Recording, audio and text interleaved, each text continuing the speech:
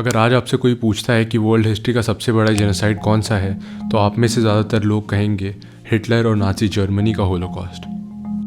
ये जवाब बिल्कुल सही है, लेकिन क्या आप जानते हैं कि होलोकॉस्ट के बाद दुनिया का सबसे बड़ा जेनोसाइड कौन सा है? क्या आप जानते हैं कि ये होलोकॉस्ट के बाद हुआ दुनिया का सबसे बड़ा जेनोसाइड यहीं इंडियन सबकॉन्टिनेंट में हुआ था? नमस्कार दोस्तों, स्टडी ग्लोज में आपका स्वागत है। मैं हूं शशांक पांडे और आज के इस वीडियो में हम जानेंगे 1971 बांग्लादेश जेनोसाइड और पाकिस्तान के ऑपरेशन सर्चलाइट के बारे में।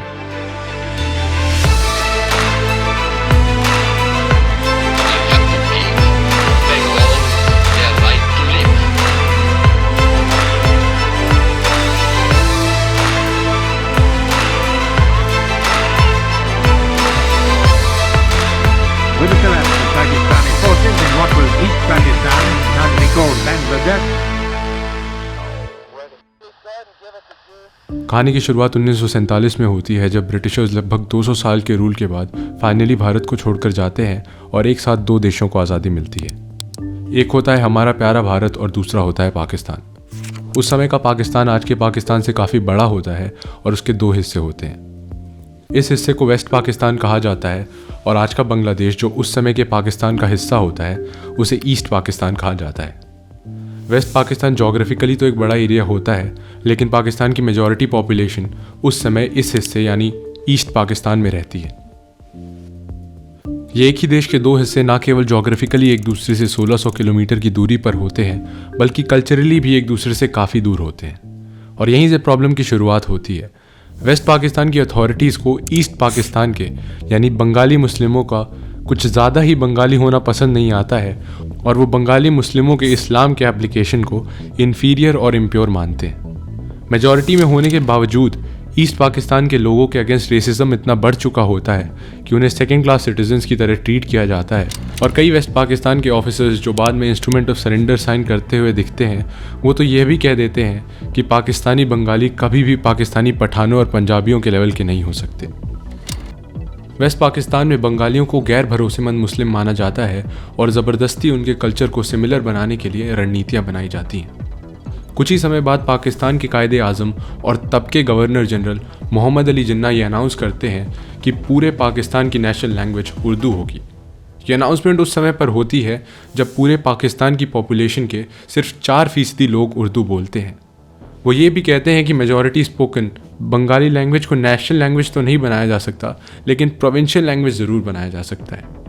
और बिल्कुल उनके इस अनाउंसमेंट का ना सिर्फ क्रिटिसिज्म होता है, बल्कि स्टेप के अगेंस्ट कई सारे प्रोटेस्ट भी होते हैं। अपने स्टेप को जस्टिफाई करते हुए जिन्ना ढाका यूनिवर्सिटी में एक स्पीच देते हुए कहते हैं कि एक नेशनल लैंग्वेज के बिना ना तो एक देश मजबूती के साथ रह सकता है और ना ही काम कर सकता है।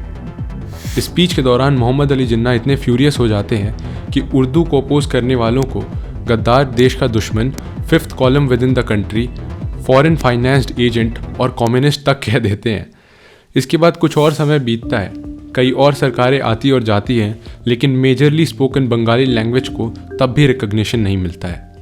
हालत इतनी बुरी होती है कि बंगाली को सेकेंड नेशनल लैंग्वेज बनाने का प्रपोजल भी रिजेक्ट कर दिया जाता है। इसके बाद एक बंगाली लैंग्वेज मूवमेंट स्टार्ट होता है ईस्ट पाकिस्तान में, जिसे बंगाली लोगों की खुद की नई पार्टी आवामी लीग लीड करती है।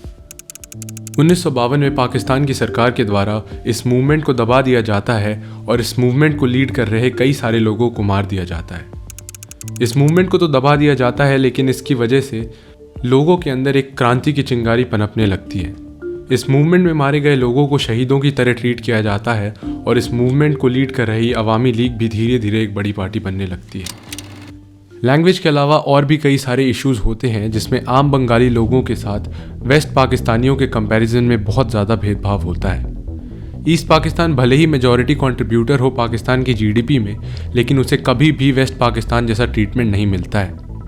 ना वहाँ के लोगों को वेस्ट पाकिस्तान के लोगों के बराबर कंसीडर किया जाता है और ना ही ईस्ट पाकिस्तान के डेवलपमेंट पर उतना ध्यान दिया जाता है। और केवल भेदभाव ही नहीं, ईस्ट पाकिस्तान के लोगों के साथ धोखाधड़ी भी की जाती है और धीरे धीरे करके ईस्ट पाकिस्तान के रिसोर्सेज को भी वेस्ट पाकिस्तान में शिफ्ट कर दिया जाता है। धीरे धीरे करके समय बीतता रहता है और 1965 का साल आ जाता है। इसी साल भारत और पाकिस्तान के बीच एक वॉर होती है और इस वॉर के दौरान ईस्ट पाकिस्तान के लोगों को एक कड़वे सच का रियलाइजेशन होता है। उन्हें ये समझ आ जाता है कि जिस देश को वो अपना देश मानते हैं वो तो उन्हें अपना मानता ही नहीं है। होता ये है कि वॉर के दौरान वेस्ट पाकिस्तान के डिफेंस के लिए तो एक्स्ट्रा यूनिट्स डिप्लॉय की जाती हैं, लेकिन ईस्ट पाकिस्तान को अनडिफेंडेड छोड़ दिया जाता है। वॉर ख़त्म होते ही शेख मुजीबुर रहमान और अवामी लीग ईस्ट पाकिस्तान के लोगों के लिए कुछ बेसिक राइट्स और थोड़ी ऑटोनॉमी की डिमांड करते हुए 6 पॉइंट मूवमेंट नाम का एक कैंपेन शुरू करते हैं। इस कैंपेन के थ्रू वो ईस्ट पाकिस्तान के डिफेंस के लिए एक सेपरेट मिलिट्री या पैरा मिलिट्री फोर्स की और नेवी हेडक्वार्टर्स की डिमांड करते हैं और साथ ही कुछ और मुद्दों में थोड़ी ऑटोनॉमी की रिक्वेस्ट करते हैं, लेकिन वेस्ट पाकिस्तान के लीडर्स इस रिक्वेस्ट को भी रिजेक्ट कर देते हैं। कुछ और समय बीतता है और 1970 का साल आ जाता है। ये साल ईस्ट पाकिस्तान के लोगों के लिए काफ़ी क्रूशियल साल रहता है, क्योंकि इस साल के अंत में भोला नाम का एक साइक्लोन ईस्ट पाकिस्तान को हिट करता है और इस साइक्लोन की वजह से हज़ारों लोगों की मौत होती है और साथ ही लाखों लोगों को डिस्प्लेस होना पड़ता है। ये सब होने के बावजूद भी वेस्ट पाकिस्तान में बैठी अथॉरिटीज़ को इससे ज़्यादा फ़र्क नहीं पड़ता है और इस भेदभाव का जवाब ईस्ट पाकिस्तान की जनता पाकिस्तान के क्रिएशन के बाद के और उस साल के अंत में हुए पहले डेमोक्रेटिक जनरल इलेक्शंस में देती है और नतीजा ये होता है कि ना सिर्फ ईस्ट पाकिस्तान में मुजीबुर रहमान की अवामी लीग क्लीन स्वीप करती है, बल्कि पूरे पाकिस्तान में भी मेजॉरिटी सीट्स जीत लेती है। ये चीज़ वेस्ट पाकिस्तान में बैठे लीडर्स और पॉलिटिशियंस को हज़म नहीं होती है और वो कभी भी किसी बंगाली को अपना लीडर मानने से साफ इनकार कर देते हैं। उस समय के पाकिस्तान के प्रेसिडेंट आगा मोहम्मद याया खान जुल्फ़िकार अली भुट्टो के सपोर्ट के साथ अवामी लीग को बैन कर देते हैं और ईस्ट पाकिस्तान में मार्शल लॉ लगा देते हैं। मार्शल लॉ लगाए जाने के बाद 7 मार्च 1971 को शेख मुजीबुर रहमान एक स्पीच देते हैं जिसमें वो इस मार्शल लॉ को ख़त्म करने के लिए, मिलिट्री के विड्रॉल के लिए और डेमोक्रेटिक पावर ट्रांसफ़र के लिए वेस्ट पाकिस्तान से रिक्वेस्ट करते हैं। लेकिन जब उन्हें गवर्नमेंट फॉर्म करने नहीं दिया जाता है तो वो इस्लामाबाद के इस वन साइडेड डिसीजन के अगेंस्ट प्रोटेस्ट करने के लिए बंगाली लोगों को सिविल डिसोबीडियंस मूवमेंट स्टार्ट करने के लिए कहते हैं। ये सारे प्रोटेस्ट भी वेस्ट पाकिस्तान के लीडर्स और स्पेशली जनरल याया खान को पसंद नहीं आते हैं और वो 26 मार्च 1971 को ऑपरेशन सर्च लाइट की शुरुआत कर देते हैं। इस ऑपरेशन सर्च लाइट के तहत क्रूरता से टॉर्चर करते हुए 3 से 30 लाख बंगालियों को मारा जाता है और सबसे बुरा बर्ताव तो औरतों के साथ किया जाता है।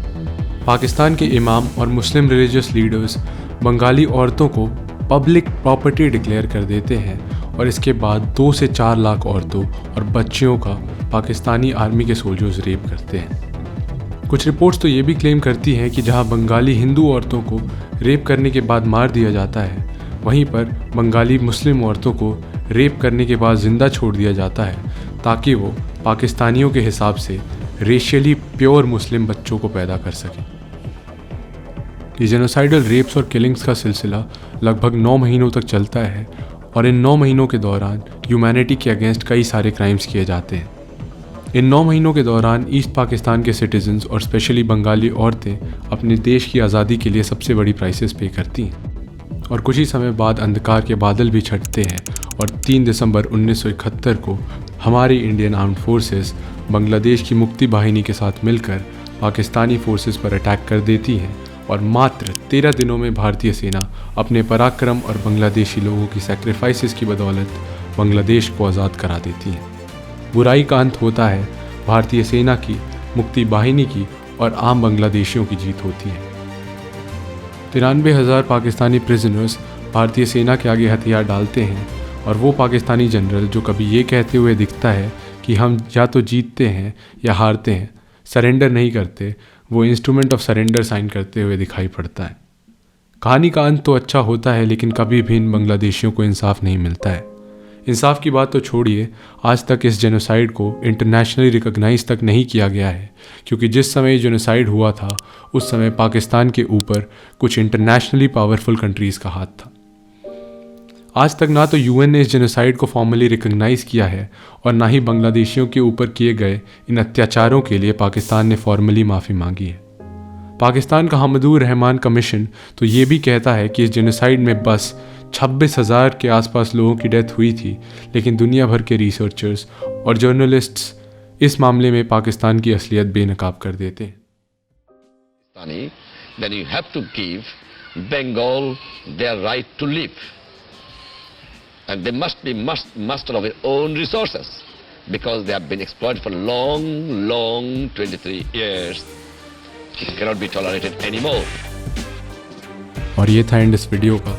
आशा करता हूँ कि इस वीडियो के थ्रू आपको कुछ नया जानने को मिला होगा, और अगर आप ऐसे ही और वीडियोस देखना चाहते हैं तो इस वीडियो को ज़्यादा से ज़्यादा शेयर करें। Thank you.